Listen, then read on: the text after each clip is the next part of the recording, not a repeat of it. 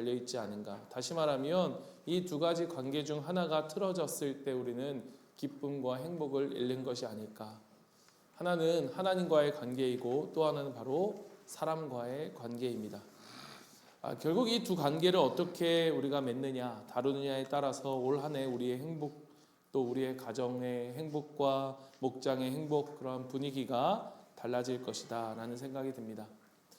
먼저 하나님과의 관계를 보면요, 여러분, 우리는 예수님을 믿기 전에 죄와 마귀, 율법과 육신의 노예였습니다. 그런데 우리가 예수님을 믿는 순간 우리는 자유와 해방, 영원한 생명을 얻었습니다. 그래서 우리가 예수님을 믿을 때 우리에게 그러한 감격이 있는 거예요.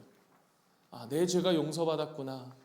이게 끊이지 않는, 끊을 수 없는 죄의 사슬이 나에게서 끊어지는 순간 그 자유함과 기쁨과 하나님이 나를 이토록 사랑하시는구나. 이제는 내가 죄의 종이 아니라 하나님의 자녀구나. 하나님이 내 아버지시구나 라고 하는 이 구원의 기쁨과 감격은 우리에게 있어서 평생 간증거리일 것입니다. 그런데 문제는 이러한 기쁨이 오래 지속되지 않는 것처럼 느껴질 때입니다. 왜 그럴까를 생각해 보면 여러분, 그것은 신분과 수준의 간격의 차이이지 않을까. 그래서 우리가 생명의 삶에도 다루지만 우리가 우리의 신분이 무엇이고 그러한 신분에 걸맞는 우리의 삶, 우리의 수준은 어떠해야 되는가, 이 사이의 간격 때문에라는 것입니다. 우리의 신분은 무엇입니까? 하나님의 자녀이고 의인이라 부르셨고 그리고 우리는 하나님의 사랑받는 자입니다. 그런데 그에 맞는 우리의 삶, 우리의 수준은 어떠냐? 그렇지 못한 우리의 모습, 여전히 실수하고 넘어지고 죄를 짓는 그러한 연약한 모습, 바로 그 간격 때문에 우리 안에 이러한 갈등이 생겨나는 거예요. 오늘 우리가 읽은 본문 12절은 우리의 정체성에 대해서 이렇게 이야기합니다. 그러므로 여러분은 하나님의 택하심을 입은 사랑받는 거룩한 사람답게. 여기서 하나님의 택하심을 입은 사랑받는 거룩한 사람, 거룩한 자녀, 이게 바로 우리의 신분입니다. 그러니까 하나님은 예수님 안에서 우리를 이미 택하셨고 우리를 사랑받는 자녀로 삼으셨고 우리를 거룩한 사람으로, 거룩하다고 우리를 여겨주셨고 불러주셨습니다. 여러분, 우리가 사랑을 하며 눈에 콩깍지가 씌은다라고 이야기하잖아요. 야, 눈에 콩깍지가 씌었네. 막 이런 그런 마음이 들기도 하고, 도대체 저 사람의 매력은 뭘까? 저렇게까지 좋아할까, 사랑할까? 막 이런 생각이 들 때, 여러분, 그 사람에게는 정말로 콩깍지가 씌은 거죠. 그러니까 하나님이 우리를 보실 때 저는 이 표현이 딱 맞다고 생각합니다. 콩깍지가 씌었다. 그 콩깍지가 뭐냐? 예수라는 콩깍지가 씌인 거예요. 그래서 우리가 예수님을 영접하면 하나님 아버지께서 우리를 보실 때 예수라는 콩깍지를 쓰고 우리를 보시는 거예요. 모든 게 다 좋아 보이는 거죠. 그러니까 그게 바로 의로 덮인 우리의 모습, 자녀, 우리를 의롭다 여겨주신다라고 말하는 것입니다. 그래서 여러분, 우리는 하나님께 잘 보이려고 애쓸 필요가 없습니다. 왜냐하면 이미 콩깍지가 씌었기 때문에. 그러니까 예수님 덕분에 우리는 하나님 눈에 이미 사랑스러운 자녀인 거예요. 그렇다면 왜 하나님은 여전히 우리를 향해서 이래라, 또 저렇게 살아야 된다, 저렇게 살아서는 안 된다라고 말씀하실까? 여러분, 우리는 그것은요, 하나님을 위해서가 아니라 바로 우리를 위해서 그러시는 것이다 라는 거예요. 내가 널 사랑하기 때문에, 내가 널 이미 나의 완전한 자녀로 보기 때문에 나에게 잘 보이려고 애쓸 필요는 없다. 다만 이 죄가 너를 파괴하는 것을 알고 있기 때문에 내가 상처 입지 않도록, 네가 망가지지 않도록 이 부분은 같이 바꿔가보자. 여러분, 그래서 우리의 신앙의 성숙이라는 것은, 성장이라는 것은 하나님의 사랑을 얻기 위해서가 아니라 이미 받은 사랑 안에서 우리가 더 행복하게 살기 위해서 우리의 신분에 맞는 옷을 입는 과정인 거예요. 여러분, 제가 이게 적절한 예한지 모르겠지만 제가 결혼을 하고 나서 제일 많이 한 일 중에 하나가 제 기존에 있던 옷을 버리는 것이었습니다. 제가 엄청 촌스러운 사람이었거든요. 저는 한 옷을 사면요, 똑같은 색깔에 똑같은 디자인인데 색깔만 다른 여러 개의 옷을 사서 월화수목금 이렇게 입던 사람이었습니다. 결혼하니까 우리 아내가 제 옷을 다 갖다 버리더라고요. 저를 사랑하지 않아서, 그 옷을 입어서 저를 사랑하지 않아서가 아니라 우리 아내에 맞는 남편답게 옷을 바꿔주고 싶었던 거겠죠. 여러분, 우리가 잘 아는 이야기처럼 거지와 왕자, 이 거지가 왕자로 신분이 바뀌었다고 생각해 보십시오.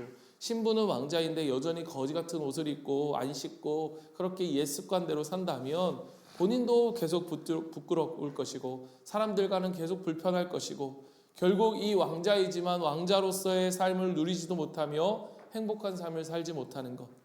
그래서 여러분, 왕자가 되었다면 그 왕자는 왕자의 옷을 입어야 합니다. 우리도 마찬가지입니다. 우리가 정말로 예수님을 믿어서 하나님의 자녀, 왕 같은 제사장이 되었다면 우리 이제는 옛 사람의 옷을, 죄인의 종으로서의 옷을 벗고 예수님의 성품이라고 하는 이 새 옷을 입어야 한다는 거예요. 오늘 우리가 입어야 할 옷을 오늘 말씀은 우리에게 이렇게 이야기합니다. 12절 말씀, 동정과 자비와 겸손과 온유와 오래 참음으로 옷 입으십시오. 여러분, 긍휼이라는 것이 무엇입니까? 우리가 입어야 할 그 긍휼의 옷, 긍휼은 쉽게 말하면 동정심. 여러분, 제가 쉽게 설명하겠습니다. 남의 허물 앞에서, 동정심이란 남의 허물 앞에서 왜 저래? 왜 저런데? 라고 하는 것보다 얼마나 힘들면 저럴까?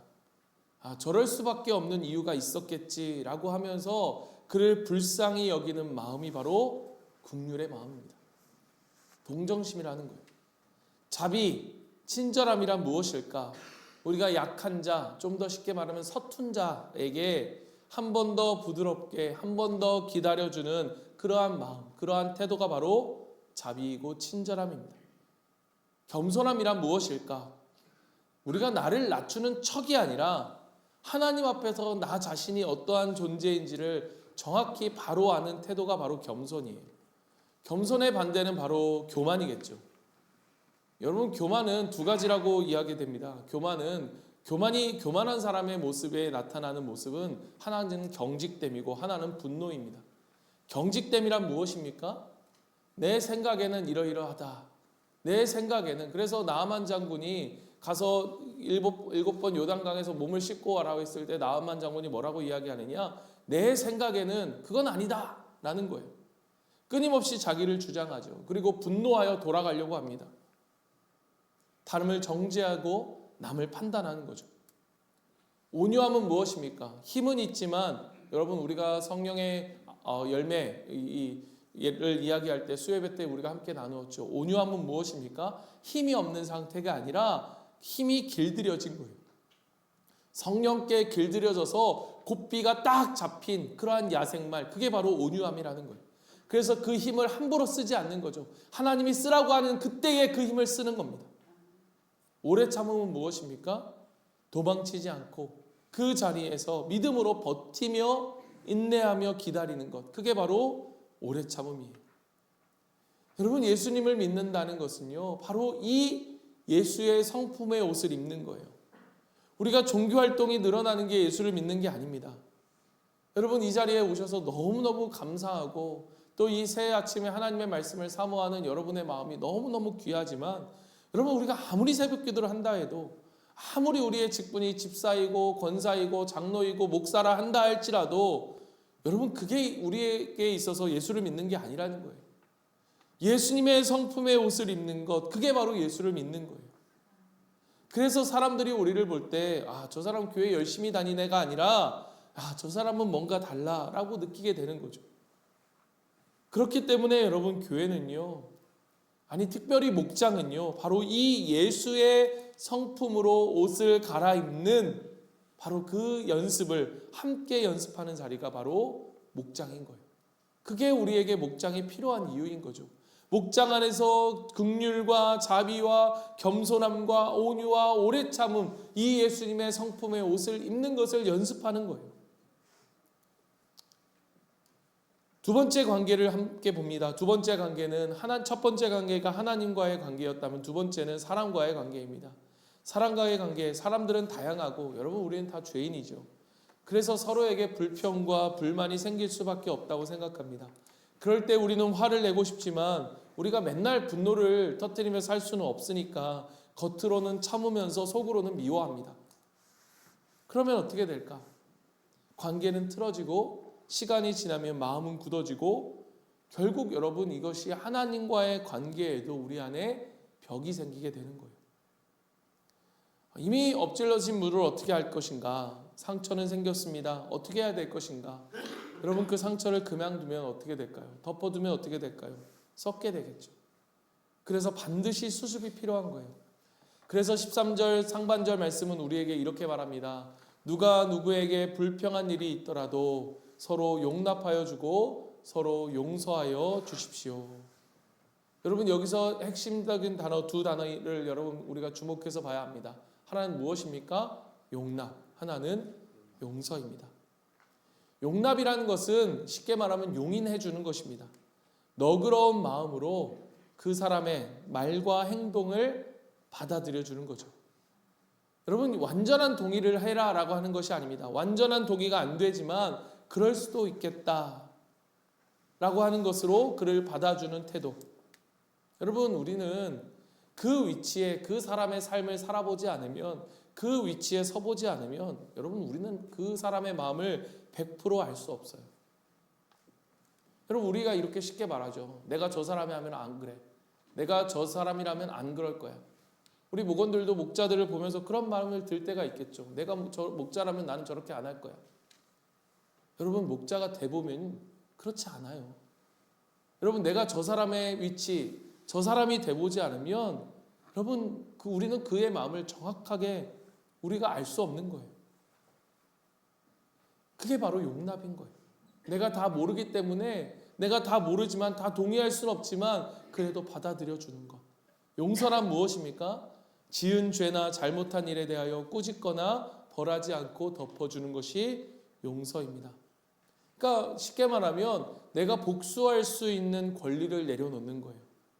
내가 똑같이 갚아주겠어 라는 이 마음을 놓아주는 것입니다. 그래서 여러분 우리가 관계에 관해서 문제가 생겼을 때 선택할 수 있는 길은 세 가지예요. 크게. 첫 번째는 보복하는, 복수하는 길이에요. 말로 복수하는 것이고 냉대함으로 복수하는 것이고 침묵으로 복수하는 것이고 비꼬면서 복수할 수 있고요. 또 어떻게 할 수 있습니까? 뒷담화하면서 복수할 수 있겠죠. 대놓고는 못하지만 뒤로. 그러니까 우리는 온갖 방식으로 우리의 마음을, 우리의 감정을 되갚아 줄 수 있습니다. 그런데 여러분 이렇게 한다고 문제가 해결됩니까? 그 순간은 통쾌할지 모릅니다. 그러나 여러분 그 상처는 더 깊어져요. 관계는 더 멀어지고요. 결국 나도 상대도 주변 사람들도 다 힘들어집니다. 두 번째 우리가 선택할 수 있는 것, 서로 사과하고 서로 용서하고 화해하는 길입니다. 상대가 잘못을 인정하고 내가 상처받은 마음을 솔직하게 나누고 반대도 마찬가지죠. 내가 잘못을 인정하고 상대방도 마음을 솔직하게 나누고 눈물로 서로를 이해하고 껴안을 수 있다면 그 관계는 오히려 더 깊어지고 더 단단해질 수 있습니다. 문제는 이런 일이 서로 간에 잘 안 이루어진다는 거예요. 우리의 자존심이 가로막고 먼저 사과하면 내가 지는 것 같은 그런 생각이 우리를 사로잡죠. 우리를 붙잡죠. 서로 용납하고 서로 용서해라. 그러나 여러분 우리의 현실 가운데 세 번째는요. 이 서로가 되지 않으면 적어도 나 한 사람이라도 용서의 자리로 나아가야 한다는 거예요. 이게 바로 세 번째 우리의 선택지일 수 있다는 것입니다. 그래서 저는요. 여러분 용서를 이렇게 정의 내리고 싶습니다. 용서란 잘못한 사람에 대한 나의 태도를 바꾸는 것이다. 그 사람이 잘못한 일을 없던 일로 만드는 것이 아니라 그 사람을 향한 나의 마음의 방향을 바꾸는 거예요. 어떤 식으로든 내가 내 감정을 나타내고 복수하고 싶다는 마음에서 더 이상 이 복수의 마음을 갖지 않겠다는 마음으로 그 방향을 돌리는 것입니다. 목사님 왜 이래야 됩니까? 누구를 위해서 이래야 됩니까? 라고 우리가 말할 수 있겠죠. 여러분 한 연구의 결과 이러한 결과가 있더라고요. 사람들에게 자신에게 상처를 준 사람을 떠올리게 했답니다. 그때 참 참가자들의 혈압과 심장 박동 수를 재보니까요, 그 혈압과 심장 박동이 올라가고 근육은 긴장되고 통제감을 잃은 느낌이 들었다. 그런데 동일한 사람에게 그 사람을 용서하는 장면을 상상해 보라고 했더니 감정이 부드러워지고 긴장이 완화되고 혈압과 심장 박동이 안정되는 변화가 나타났다고 해요. 또 다른 연구에서는 용서하는 사람에게서 혈압과 심장 박동이 낮고 스트레스의 호르몬 지수가 줄어들고 수면의 질이 좋아지고 통증과 우울, 불안이 줄어드는 결과들이 발표되었다고 합니다. 듀크대 의료센터 연구진은 만성 통증 환자들을 대상으로 연구하면서 용서 수준이 높은 사람들이 통증과 분노와 심리적 고통을 더 낮게 경험한다는 그러한 결과를 발표하기도 했다라는 그러한 기사를 보았습니다. 한마디로 말하면 용서가 흐르기 시작하면 우리의 몸과 우리의 마음뿐만 아니라 우리의 몸도 함께 건강해진다는 거죠. 제가 말하고 싶은 건 이것입니다. 여러분, 용서하지 못하면 누구를 위해 용서하느냐? 여러분, 용서하지 못하면 누가 제일 큰 손해를 입는가? 용서받지 못한 그 사람일까? 아니면 용서하지 못하는 나일까? 내 자신이라는 것.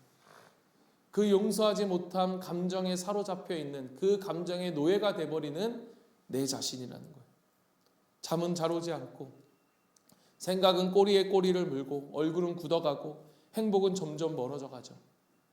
그래서 여러분, 하나님이 우리에게 용서와 용납을 이야기하실 때는 저 사람을 위해서가 아니라 누구를 위해서입니까? 먼저 나를 위해서. 우리를 사랑하시기 때문에 우리에게 서로 용납하고 서로 용서해라고 말씀하시는 것입니다. 여러분, 여기서 우리는 중요한 하나를 짚고 넘어가야 합니다. 여러분, 사랑은요, 감정이 아니라 사랑은 필요를 채워주는 것입니다. 우리는 자꾸 사랑이라고 이야기하면 용서라고 하면 감정이 느껴져야 하고 생각합니다. 그래서 감정이 따라오지 않으면 아직 내가 사랑한 게 아니야, 용서한 게 아니야 라고 생각합니다. 그러나 성경이 말하는 사랑이라는 것은요, 감정이 아니라 의지와 행동이 더욱더 중요한 것입니다. 그 사람을 아직 좋아하는 감정이 안 생겨도 그 사람에게 지금 필요한 것이 무엇인지를 보았다면 그것을 보고 그 필요를 채워주는 거예요. 그게 사랑인 거예요.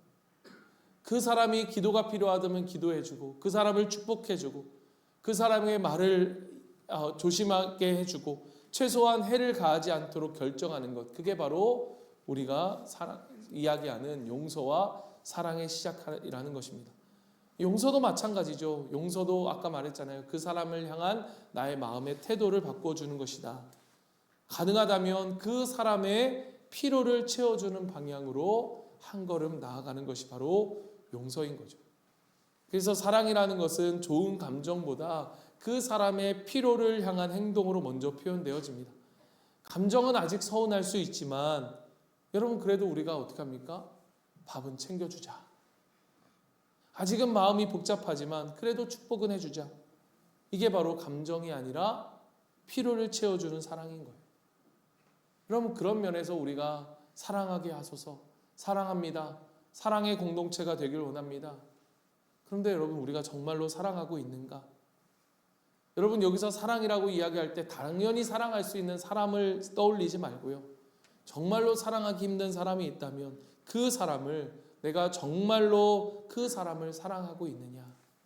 여러분 자신에게 오늘 이 아침에 물어보십시오. 그런 면에서 여러분, 목장이 아름다운 이유는 저는 여기에 있다고 생각합니다. 목장 안에서 항상 좋은 일만 있을까요?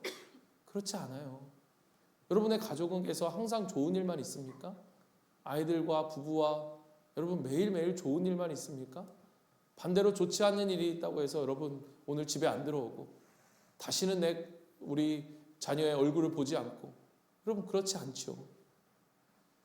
서로 상처를 주고받지만 끝까지 함께 기도해주고 끝까지 밥을 먹이고 끝까지 어려울 때 찾아가주고 끝까지 서로의 필요한 것을 채워주려고 했을 때, 그게 바로 목장 안에서 우리가 예수의 옷을 입는 연습을 하는 거예요. 그런데 여러분, 솔직히 말하면 이게 쉽습니까? 어렵습니까? 어렵죠. 쉽지 않습니다. 그래서 여러분, 바울은 이렇게 이야기하는 거예요. 그 기준을 이렇게 못 바꿔요. 뭐라고 못 바꾸냐? 13절 하반절 말씀 뭐라고 이야기합니까? 주님께서 여러분을 용서하신 것 같이 여러분도 서로 용서하십시오. 여러분, 만약에 여러분의 마음이 내키는 대로 하십시오. 여러분의 양심이 시키는 대로 하십시오. 여러분이 편한 만큼 하십시오. 여러분이 이해되는 만큼 하십시오. 라고 하지 않고 바울은 뭐라고 이야기합니까? 주님께서 너에게 하신 것처럼 하라 라고 말씀하십니다. 여러분, 예수님은요, 곧 버리고 도망갈 제자들의 발을 씻기십니다. 제자들이 배반할 것을 이미 아셨지만 그러나 그럼에도 불구하고 그들을 사랑과 용서로 대하신 거예요. 그런데 그것이 누구를 향해서도, 우리를 향해서도 그렇다는 거예요. 여러분, 로마서 말씀 기억하시죠? 로마서 말씀에 뭐라고 이야기합니까? 우리가 아직 원수 되었을 때, 우리가 아직 죄인 되었을 때, 우리가 원수 같고 우리가 아직 죄인이지만 예수님은 우리의 필요를 아셨어요. 그게 뭐예요? 죄의 문제를 해결하는 거죠. 그래서 예수님은 십자가에 지셨고 우리에게 먼저 다가오신 것입니다. 그런 주님이 우리에게 이제 말씀하시는 거예요. 내가 너를 용서한 것처럼 너도 용서해라. 감정이 따라오지 않는다 해도 너의 태도를 바꾸고 필요를 채워주는 선택을 해라. 물론 여러분, 우리의 힘으로는 쉽지 않습니다. 그래서 성령님이 우리 안에 계시는 거예요. 오늘 이 아침에 성령님이 우리에게 말씀하시는 거예요. 왜 새해 하나님이 이 말씀을 하실까? 저는 좀 놀랐습니다. 왜냐하면 원로 목사님께서 지난주에 말씀을 하실 때에 그런 말씀을 하신다는 것, 신년 새해, 그리고 저도 새해를 맞이해서 무슨 말씀을 하나님 우리 공동체에 전하기 원하십니까? 라고 했을 때 하나님이 이 말씀을 주셨다라는 것. 여러분, 우리 가운데 정말로 성령님을 의지해야 되는 거예요. 하나님이 우리에게 지금 무엇을 말씀하시는가? 하나님, 지금 저는 너무너무 화납니다. 저는 못하겠습니다. 그러나 주님, 내 안에 계신 주님이 나에게 힘을 주시고 은혜를 주시고 용기를 주십시오. 우리가 이렇게 기도하면서 한번 정말 말하고 싶은 것을 참아보고 한 번 더 그 사람의 축복함을 선택해보고 그 사람에게 내 어떤 것으로 복수하지 않겠다라는 것을 결심할 때에 여러분, 우리 안에 조금씩 그러나 분명하게 하나님의 사랑과 용서의 역사가 시작되는 것입니다. 말씀을 마칩니다. 사랑하는 성도 여러분, 하나님 관계 안에서 우리는 이미 하나님의 택하시고 거룩함을 받은 사랑받는 자녀인라는 사실을 여러분 기억하십시오. 사랑과의 관계 속에서는 여전히 상처도 있고 오해도 있고 불편함도 있지만 오늘 말씀처럼 누가 누구에게 불평한 일이 있더라도 서로 용납하고 서로 용서하십시오. 주님께서 여러분을 용서하신 것 같이 여러분, 이 말씀을 붙들고 올 한 해 우리의 가정과 우리의 목장이 정말로 사랑과 용서로 넉넉한 그러한 공동체가 되기를 축복합니다. 상처가 있지만 그 상처가 곪지 않고 사랑과 용서로 치유되어지는 가정, 그러한 목장, 그러한 교회가 되기를 원합니다.